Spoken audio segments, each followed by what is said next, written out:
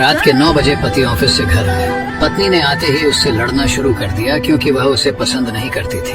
पति ने कहा, मुझे खाना तो दे दो, बहुत भूख लगी है। पत्नी बोली, खुद जाकर खा लो, मुझे नींद आ रही है। पति चुपचाप सुनता रहा और पत्नी पूरी रात उससे लड़ती रही। जब सुबह हुई तो पति ने कहा, मुझे नाश्ता तो दे दो। पत्नी ने गुस्से में कहा, मैं तुझसे तंग आ गई हूँ, भगवान करे तू मर जाए। पति कुछ नहीं बोला और चुपचाप ऑफिस चला गया।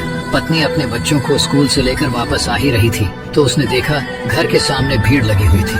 वह करीब पहुंची तो देखा उसके पति की लाश घर के सामने पड़ी हुई थी। उसके ऊपर कयामत सी आ गई। मन में सन्नाटा सा छा गया। लोग आपस में बातें कर रहे थे कि कार से उसका एक्सीडेंट हुआ है। पत्नी जोर से चीखने लगी और चिल्लाने लगी कि मनोज उठ जाओ, मैं अब तुमसे कभी नहीं लड़ूंगी, तुम्हें कुछ नहीं कहूंगी, मुझे कुछ नहीं चाहिए। उठो मनोज, तुम्हें भूख लगी थी ना, चलो मैं खाना देती हूँ, मुझे छोड़कर ना जाओ, उठ जाओ। लेकिन मनोज कैसे उठता, इसे तो उसकी बददुआ ने मार दिया था। मनोज के जाने के बाद पत्नी को दुनिया के रंग नजर आने लगे, रिश्ते बदलते दिखने लगे, उसके अपने उससे मुंह मोड़ने लगे, दुनिया के लोग उसे गंदी नजरों से देखने लगे। फिर कुछ दिनों में उसे उसका घर भी छीन लिया गया। जो हिस्सा उसका बनता था ससुराल वालों ने उसे दे दिया।